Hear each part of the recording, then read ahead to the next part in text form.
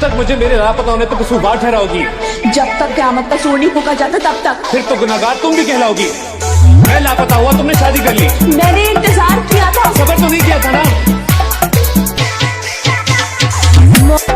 मानू